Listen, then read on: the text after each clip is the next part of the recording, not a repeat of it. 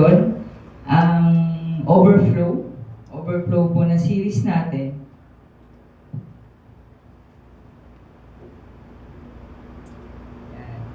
Overflow. Ang itatakal ko po ngayon is the kind of character God chooses. So, nandito po tayo ngayon dahil tayo ay pinili ng Diyos kahit sa mga pinagalingan po natin na iba't ibang aspeto sa buhay o iba't ibang mga karanasan. Kung ba't tayo nandito ngayon is pinili niya tayo upang maglingkod sa Kanya. Next slide. So, eto po, may picture po akong ano po ngayon. People focus on appearance. So, nakikita niyo naman po sa larawang ito na naka-focus yung tao na to sa panlabas niyang katangian o yung kanyang physical appearance. So, makikita natin parang wala siyang problema, no? Mukhang mabango, ganon. Pero sa ano po nito is yun sa loob niya, kumbaga gaano siya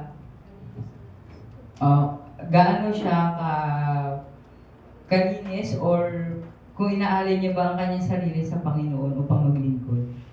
So next slide please. And the word values appearance, God values character. So ngayon, yung mga tao ay nakapokus sa pang-physical o panlabas lang na katangian. Pero ang Diyos ay tumitingin sa character o sa puso ng tao. Mababasa po ito sa 1 Samuel chapter 16 verse 7. Ngunit sinabi sa kanya ni Yahweh, huwag mong tingnan ang kanyang taas at kakisigan, sapagkat hindi siya ang napili ko. Si Yahweh hindi tumitingin ng katulad sa pagtingin ng tao. Panlabas na anyo ang tinitingnan ng tao, ngunit sa puso ay tumitingin si Yahweh. So ito po, related ito sa story ni King David. So, ayan po, God chose David not for his appearance but for his heart. So, yung makikita po natin dito is si David ay may mga kapatid, mga matitikas, malalakas, pero hindi sila naging, kumbaga, qualify sa mata ng Diyos na isa sa kanila ay maging hari. Dahil hindi nakikita ng ating Diyos ang pagpisikal lamang na katangian. Kumbaga, mas pinipili ng Diyos yung puso o kadalisayan ng kanyang paglilingkod o puso para sa Diyos. So, ayun po. Kaya si David ang napiling susunod na maging hari. Diyan sa picture na yan ng, kung alam niyo po yung story ni King David, yung lumaban kay Goliath. So, once na namatay na si Haring Saul, unang hari ng Israel, ay siya na yung susunod. Next slide. Yan. Nababasa naman po sa Matthew chapter 23 verse 25 to 26. Kahabag-habag kayo, mga tagaturo ng kautusan at pariseyo, mga mapagkunwari. Nililinis ninyo ang labas ng tasa at pinggan. Ngunit ang mga iyon ay puno ng kasakiman at pagiging makasarili. Bulag na pariseyo, linisin mo muna ang loob ng tasa at pinggan at maging malinis din ang labas nito. So ngayon po, ang sinabi ni Mateo na huwag tayo laging mag-focus sa panlabas na katangian. Katulad nito, sa picture na to.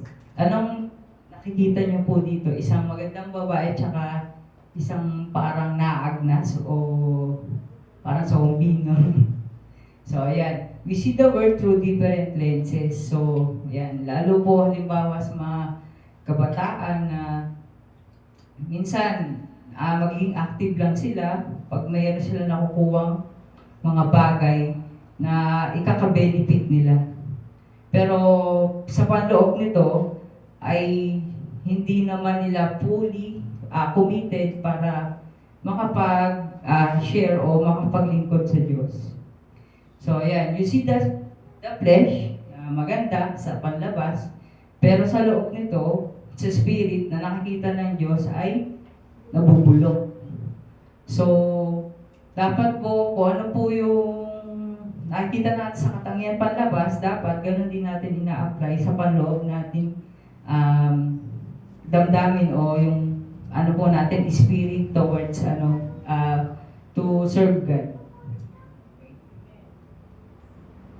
Tapos ito po sa 1 Corinthians chapter 3 verse 3, sapagkat nananaig pa sa inyo ang laman, ang inyong pag-iinggitan at pag-aaway-away ay palatandaan ng makasanlibutan pa kayo at mamumuhay ayon sa laman. So ito po, halimbawa nito, yung nangyayari na lang sa atin ngayon. Ano po ba nangyayari sa atin ngayon? Mga giyera, di ba? Kumbaga, nag-aagawan yung mga bansa, sa mga mayayaman na bansa, lalo sa mga natural na likas na yaman ng isang bansa, para ang kininong isa, para sila yung matawagan na makapangyarihan sa mundo. So, ganun din sa araw-araw na pamumuhay na nagkakaroon tayo ng pag-aaway, pagkakaingitan, na hindi naman dapat. So, ayun po yung, kumbaga, napapaloob po tayo sa makasarili pa nating mga pagnanais. So, ayun po. Then, napabasa rin po rito na sa 1 Corinthians chapter 2, verse 14, sapagkat ang taong hindi nagtataglay ng Espiritu ay hindi ganyan tumanggap ng mga kaloob mula sa Espiritu ng Diyos. Para sa kanila, kahangalan ang mga iyon at tila naunawaan, sapagkat ang mga bagay ng spiritual ay naunawaan lamang parang pang-spiritual. So ayun po, kumbaga kung alam na po natin ang mga gawain o dapat gawin ng isang Kristiyano, so hindi na po natin kailangan mapag-away-away or makapagkaroon ng inggitan sa iba. Then, dapat tayo mag-focus sa ating pang-spiritual na gawain, hindi lang sa panlabas. Kasi magre-reflect po ito once na maganda ang ating spiritual na layunin o kung yung mga pamumuhay natin is magre-reflect ito sa ating pamumuhay. So, mag-overflow ating mga blessings through financial, then, yung pamumuhay natin. So, ayun po yun. Then, sa Romans chapter 8 verse 6, ang pagsunod sa hilig ng laman ay naghahatid sa kamatayan. Ngunit ang pagsunod sa Espiritu ay nagdudulot ng buhay at kapayapaan. So, sabi nga po dito, yung wages of sin leads to death. So, dapat po nating iwaksin na yung mga kasalanan, maliit man o malaki, at sumunod tayo sa ating Diyos para upang tayo magkaroon ng buhay na walang hanggan. So, ayun po, choose to live by the Spirit and let God shape your character.